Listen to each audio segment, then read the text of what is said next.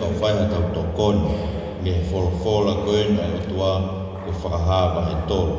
E sai vile ka pau kena to i tapu ke sio mo ki ai ko i ke tau whanonga whakataha pe i ngai sias ke ngai sias e ni tolo sa tisi Philadelphia pia mo leo tisi to kumata he sias o sa tisi whambe ke ta taki mo tolo i folofola ko i ke mo lau veke mo ilo e ma fai o folofola tau nofo whakaongo ki ai i o tau siasi.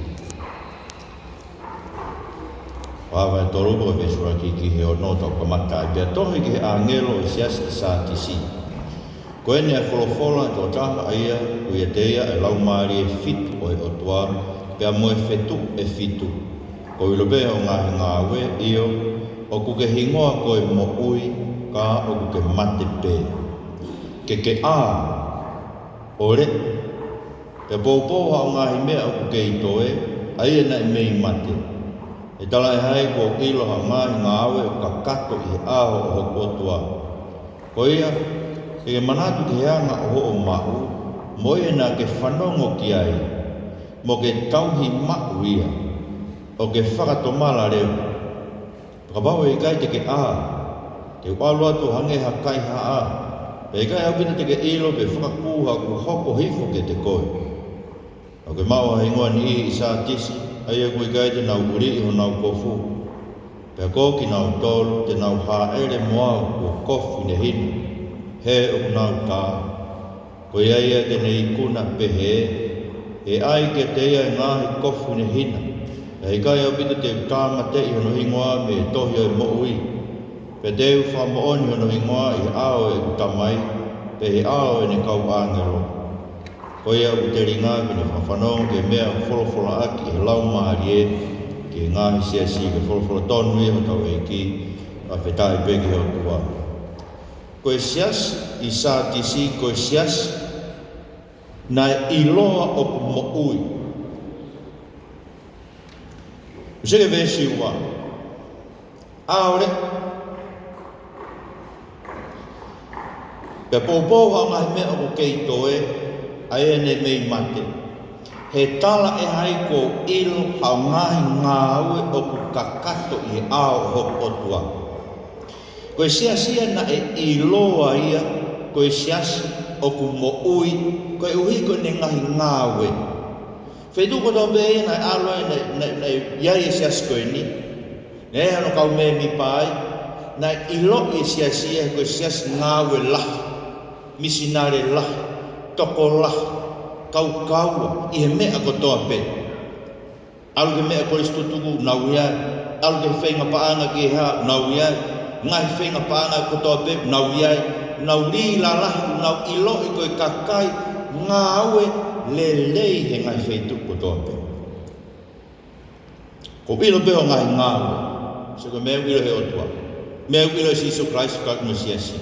O ko ilo ho ngā aue io o kuke hingoa koe mo ui siasi. He kulahi ngai mea ko toa pe unau whai. Ka o kuke mate pe. Usia sias pe. Hingoa ko mo ui. Ha ki tua o ku mo ui e mea ko toa pe he ku kau. Hai pou i ngai ngāwe ko toa pe e siasi o whai. He ngai wheitu ko toa pe. Mo mea koe koha mea i o koe. Ko whakamau nea tau kakai e siasi nau whai ngai mea nau pou. Mea ko tau pepe lau wholofola ko stu mai toko whae me toko nima. Pet ke fotu tu e sea ko stu mai toko whae me toko nima me toko ono. Mone tau toko si. Ko tau whaamu, tau ilo ai mo oni e kosperi. Ke kau ke ha i tua o mo ui e siasi. He koe whehanga hangai o siasi koe ni. Koe siasi koe ni nai mo ui e tu. Li ake e ia ai mea koe ai te fito koe na tonu ke uhinga i ni mo ui. Si e vestolo. Koe ake ke manatu ki he anga oho o mau. Mo ia na ke whanongo ki ai mo ke tauhi mau ia o ke whato malare. Na ange kia gospel o ne mau e gospel. Tana ka Paula ua kolintova e tahani ma. Gospel ne fuafua tuku atu e otua. Mai me Sisu Christ ke ka apostolo, mai he ka apostolo ke siasi, pe ka ha me uton ke tau tuku atu ke tau whanau, koe gospel na te kia Christ koe ke tau ngahi ang hala. Whanatau ke toi tapu. Na te rio ia, na ne toi tuk me pekia yon atolu, whakatau ke toi tapu. Gospeli. Ri akia e sias koe. Lava nai ngā aue ke kehe e sias. Kau hano whai, whainga paa ngā e moe, langa whare e moe, kai kātoa ngā mga i whakawhe. Kaku mōre ai te whito ia, mea koe na e kamata e siasi. Ai mea koe na nau mau, na nau whanongo ki ai me gospeli. Pea kuki nau tolu e ko Sisu Christ, mou whakatomala. Sige, tatolo e haru ka whanong tatolo ngai sasko ni, ngai sasko mo uia ngā ue. Ai ko sasko ni, ko mo uia na nau, ko sasko na mo uia ngā ue, kai li ake gospeli. Ko te ha gospeli. Ko te ha malanga ia, ko si suko ne pekia ke ave ia e kuhi.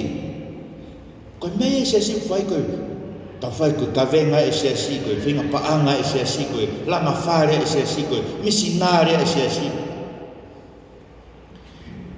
Ta koa ke tuunga whakaukai ka kai e se si. Ta koa te tau lau pe tau tolo i aki pe lotu ia, ke pe ke tau fua e kawenga e se si. Whanau ngai mea koe, ko sa tisi. Mo ue ngā ue, kai lake gospeli. Tawa wata o toto kua ko nai sas pehu sai pe. Kau seke whake lawa si isu. Mo whakatomau. Koe ke whemau he ikia ngā ue. Whemau he ikia ke mea koe na ke mau, mea koe na ke whanonga. Gospeli koe na ke mo ui ai. Puke mau ui. Kuku mau ia whanonga ai, whakatau ai ke mo ui. He koe ke whemau o ngai ngā ue a au ia. Ka ke mate pe koe te ke au sia e koe ai whakamore mo te ke kau ngā pe kia mo Christ e ke sowa hewa kau ngā te rio mo Christ ke tanu e tangata motua kau ngā whakatoe tuk mo Christ koe ke aha whakafo au e mo mo se ngā saspe he i kai koe mea tau mahe ni moe ngā e koe siri ana ai mate aki e ngā ue ai lau patu o tau ma e fua kawenga. Me pango koe tau whaarege ngai mea ko ia. Kako sa tisi.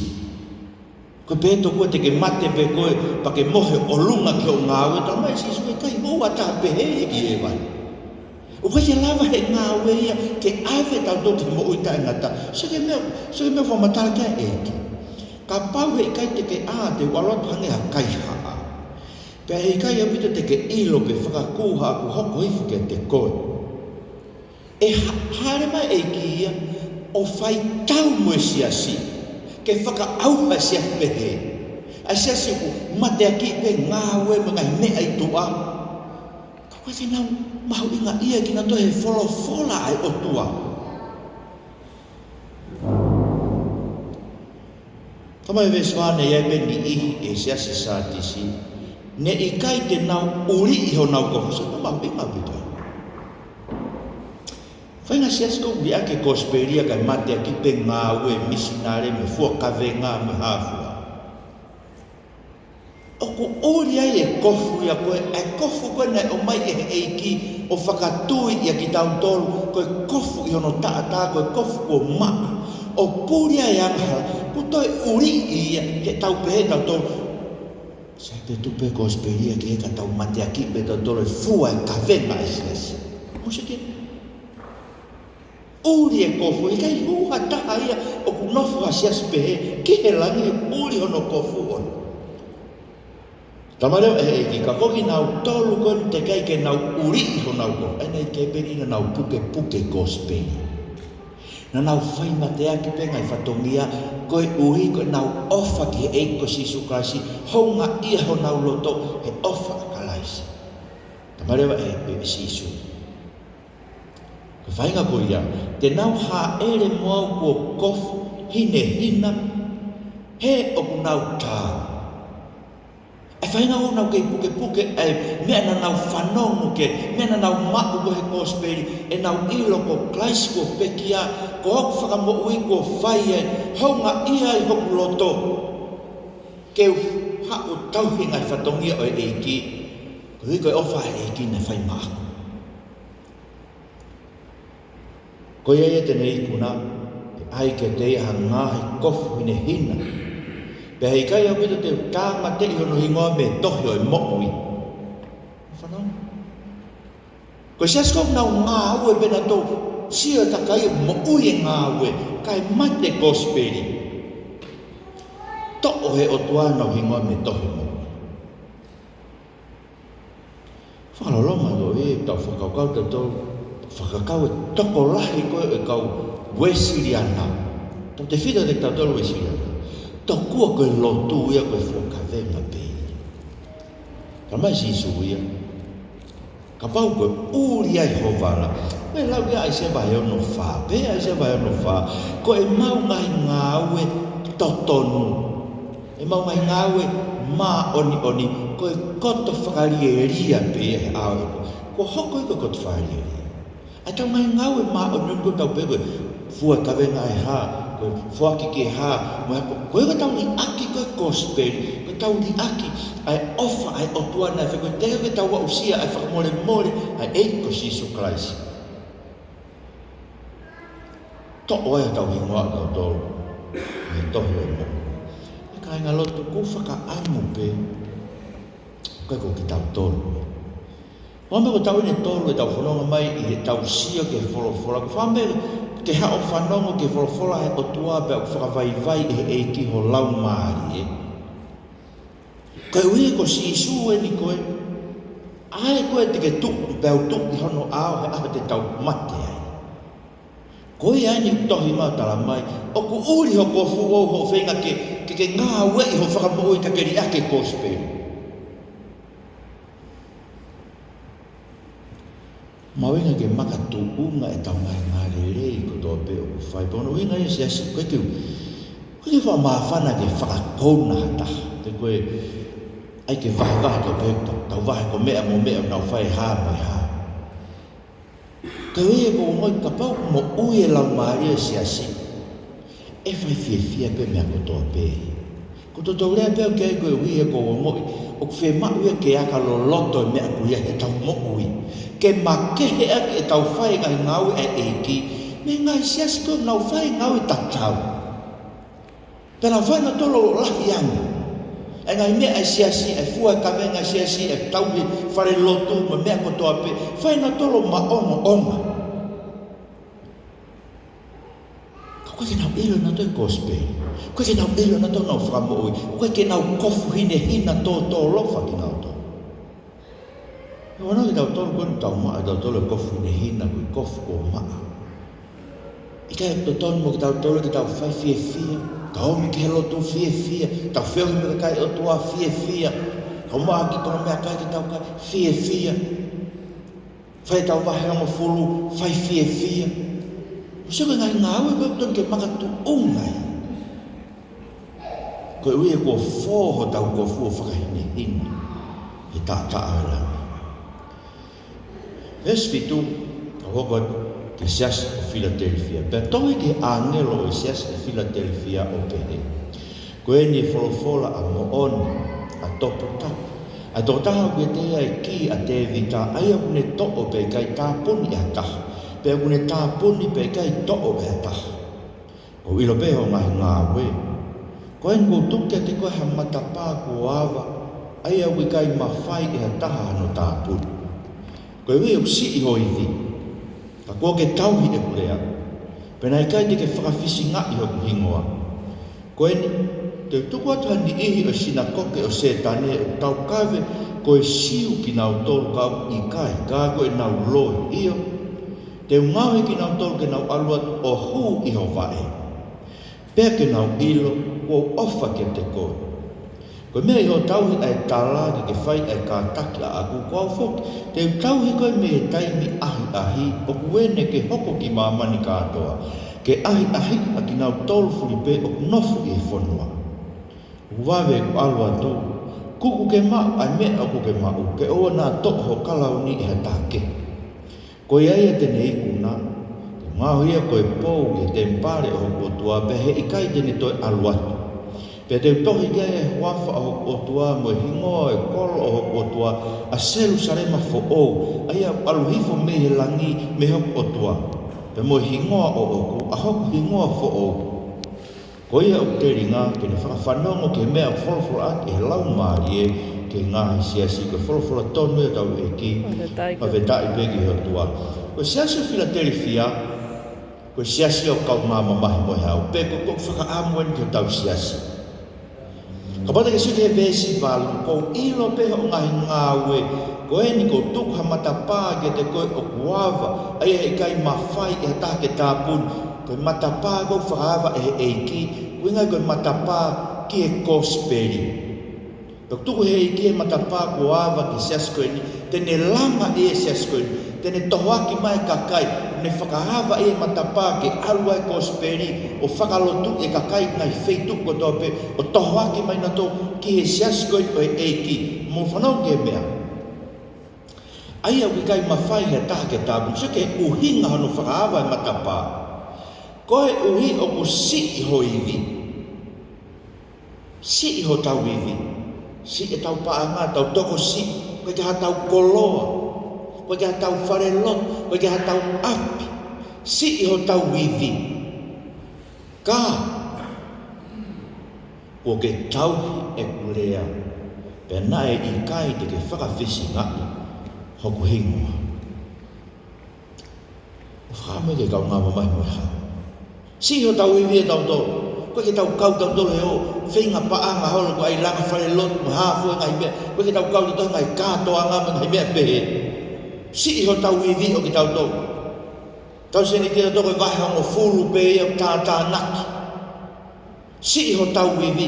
Ka o ku tau puke ma. Ke whorofora e eko siso karaisi. Pea i kai ke whakawhisi ngaki hono hingoa. Kai nga koe ngai whakawhisi ngaki o hingoa e ki ke temi tau maa ia e ki. Mde whorofora e ki e maa ia maa ke vahe walu. Koe e tene maa iau i e tau tangata anga piko mo heke koe ni. Teu maa ia i e ao e kutamai. Teu whakawhisi ngai e ao e kutamai. Mo e ao e kau ane. Ki siase nina si. Kana nau puke tu ke wholofola ai otua.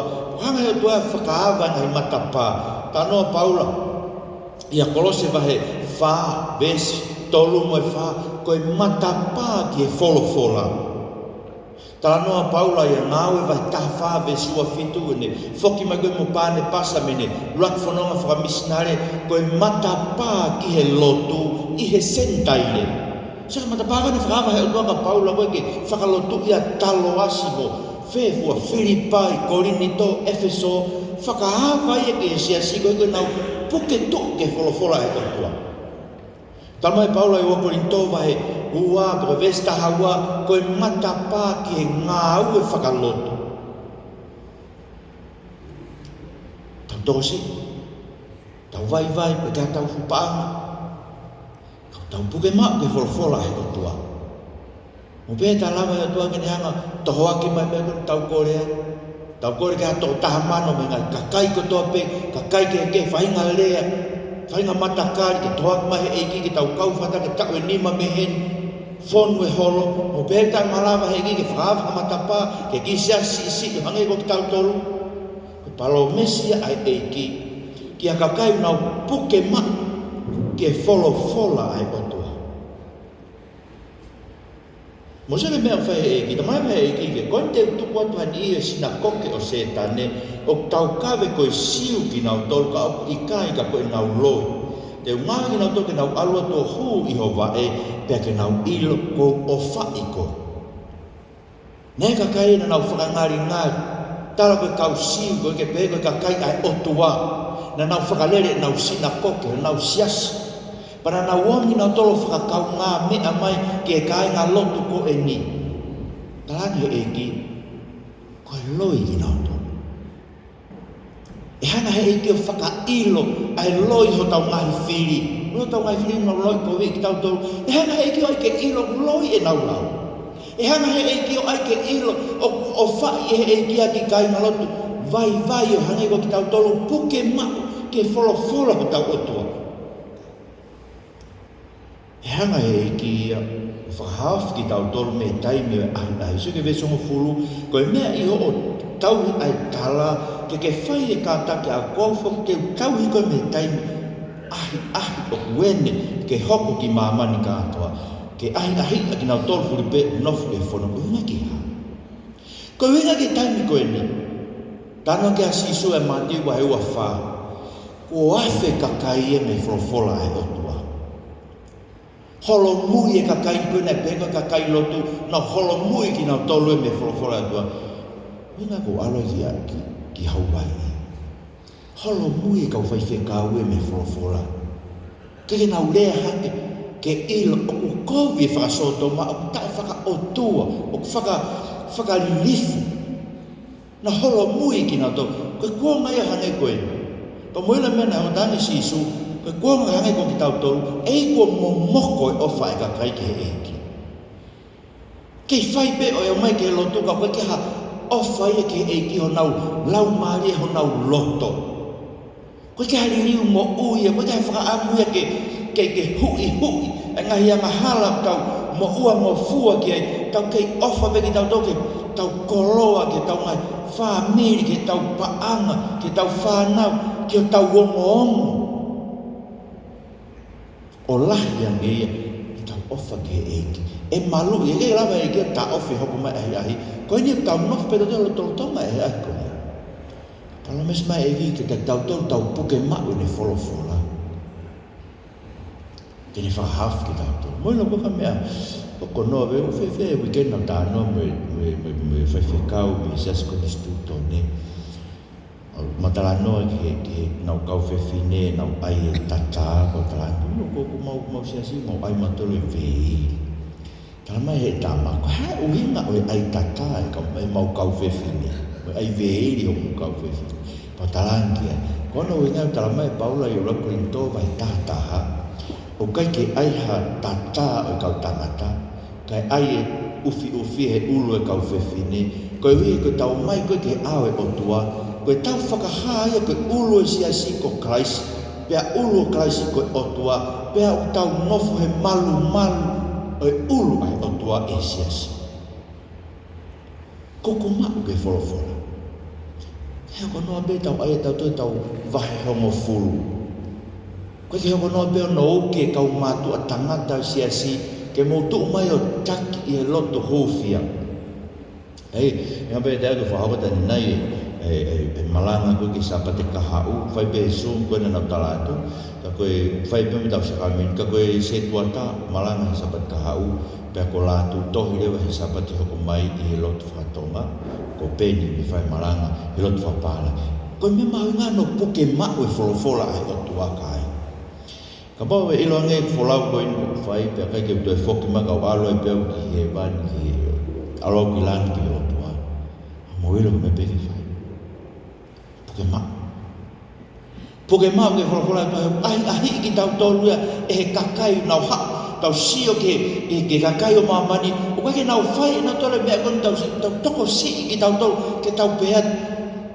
O mau inga. Hina toi tapu ke vai hongo fu, ke o mai kau tangata ke nau taki e lotu, moe malanga e kospei, o ka ki toton dia kau kau fine he siasi, he ko whaino hina toi tapu, mahu inga ke ai e kau fine o nau ufi o nau ulu, tau toko si tau tomo vai ke tau lea ki mamani he mea koe ni. Pea e ala lo me kina pe ki tau tolu he sa u tata me hainga siasi lalahi. Koko mau. He anga tua whakaewa matapa. Ke whakatolahi anu siasi. Whao si leo. E siasi o leo tisia. So ke vesta wha. Pe tohi ke angelo e siasi leo tisia o pe he. Ko e ni wholofola a e meni. Ko whamoon whalalaanga mo moon. Ka mataanga. whakatupu e he otua. Ko ilo beo ngai ngā wea I kai te ke momoko pe māwhana. Amsiang e au ke momoko pe o ku ke māwhana. Ka I o pe na o māwhana pe o I kai te ke māwhana pe momoko. Ko ia ko te puaki koe me puntu. Heu ke pehe to kua tū koe koroa I au. Io ko mao mea pe ku kai haku masiva. Pe ku kai te ke ilo ko koe e mala ia taha me tuk tāma ki taha pe masiva mo kui mo telefua. Ko whare koe ke hanga o whakatau me te au hakoula ko toki haka I he awhi ka ke koroa ia. Moa ngahi kofu hine hina ke kofu aki ke ua e hā ai mā anga ho telefua. Pe moa whiau ke pani ati ho mata ka ke ā. Ko au, ilonga ki nao tolu ko ofa ki ai, o ko walo ki mo kinisi. Ko ia, mo whai manawa kawa, pea whai mo whakatoma. Ko ini ko tuki he matapā tuki. Ka pāi whanongo e tā te oku e o ne tok ai matapā, pe te uhu ke te ia, pe te kai o moe ia, pe te ne kai o moe moau. Ko ia ia te ne iku nang, te tuki ne nofo moau I o talo ni, o hange nā kui kuna moau. O nofo mo e ki I hono taloni o ana. Ko ia o te ringa ke ne whawhanong ke mea wholofora ake lau maari ke ngā siasi ke wholofora tonu ho tau e ki whawheta e peke he o tua. Ko sias koe ni malo mo whanong pēr. Kai ke momoko, kai ke mawhana. Whakamo e kia ke momoko. Ko eka taimi kōku inu hakai me I vai momoko, oku momoko. Ko eke ne hanga o whakaai, whakamalulu e fie inua. Whakaamia na e mawhana. Ko e uhi ka taimi kōku inua e vai kōku mawhana, o kuiao no mawhai ke whai to'o e sino. Whakaamia na e momoko pe mawhana. Ko eke kove momoko, ko eke kove mawhana. Ko mea whi mao he eke no siasi ki ai. Ke aonga ki he eke. Ko uhi ke hanga e he eke o ai ta moe ki hono mutu, pea ne o ngoi o aonga ki a teia. Ka koe hui koe ne mā whana pe, pu aki e, mora kai koko sege, ka anoa e sas koe ni, koe toko lahi taha o ki tau tole kau Kristian, mo whamke ke sio ki ho moui, na koe Kristiani mā whana pe koe. He whewhe Kristiani mā whana. Sege ve stafitu, ke pehe koe ko koroa ia ko mau mea, kai kau masi, koe te toi whe mau aha me. Ko si poto pe, ko si ilo pe, si poto pe he lotu. Ko ke toi whemau ake, whanong ke wholofora ake, whakahino, ko ilo pe tu whakaholo ai siasi, ko ilo pe ngai tu uni ai siasi, ko ke toi whanong ake, wholofora ai otua. Ko sa meu hoko. No hau pe kakai ke lotu, o whai pe me pe kau nau, sa ia ai anga ki ai pe he koe me, ko ke tana whemau na toka me ake, o hawe ka si isu. Si isu e nau tuki mai me tua. I vesi koe nau ua noa o tau whangau e aki koe pehe tuki mai e ki I he loto e tangata mai. Tuki mai me I he matapā o e siasi. Ko e koe siasi a koe ni, ne kai ke ha nau wheohi, whaofi mo e ki. Kai no mau I ngā upito. Ko whewhea mo lau e tau wholofora. Mai ke ha o fio I vaafu, mo ke ngoi, ko hau ko lau e wholofora ko e eki, o ke whanongo ke re o eki o lea mai. Ke whakaino hino koe. O ku uhinga tau hau ke eki tau fie mak o e wholofora, ke whainga tau whaino. O koe ke tau lau pe tau toke, o e whakau nao slau e wholofora. Koe ko hau ia ko whemau ke lau e wholofora ke usio ki ai. Whemake ke lau o wholofora ke whanongo ke re o e eki, ke ne whakahino mo ako ne kina, mo furi liu e tau mo ua. Ka e whemake huma e eki o tau wheohi wahawhi, ke mo ui ho wā mo e eki. He wera ka pau ke mo ui ho wā mo e eki, te ke whaipe koe mea kotoa pe. Pa te ke o mosia, pa ke he la ia, pa te ke la auna, pa te ke whakawhawe I koe. Koe koe ko ngāu e au koe ke whai koe mea koe ko o ngoi, o ngāu e kia te koe, ke whai ho liriu. Ma moira koe whainga kakai, koe whainga siasen koe, O na ombe na tulau ka si suko e kaufares. Na lot o to na lo mutu ki he eiki. Winga lot lo mutu. Pato pe himi uaki ko ha de lawa de tau himi. Folofola uaki ua tolu fa lau pe. Tawanga be do sido himi uaki io e tempare kap himi uaki. Pe folofola e fa pe tala tutun. Ta o sianga to ke pato pe ko lo mutu pe. Mama o loto e mi folofola e to. Mama fa na. Ko uinga pe ko te fe ma o ya me. Na mo folofola o to ako te fe ma o ya. He ko sai pe ko poto pe ko sma oni pe ko si ilo pe me ke fai. Fe ma ke ta fa vai. Fe ma ke whakaava e matapa ke huma e ke tau kai o mo e ke a tau feo ke ma whana feo mo e lo. Koe wi, ko ia te nei kuna, te utuku ke ne nofo mau i o talo ni, o hange na kui kuna moa, o nofo mo e ki i hono talo, fe ma ke tau kau wikuna. Ai kakai ko fuine hina koe sa so Philadelphia. Ai kakai na ikai te nau uli i honau ko fue sa so Satisi. Te tau nofo i e talo ni mo tau eiki. O ham ke tau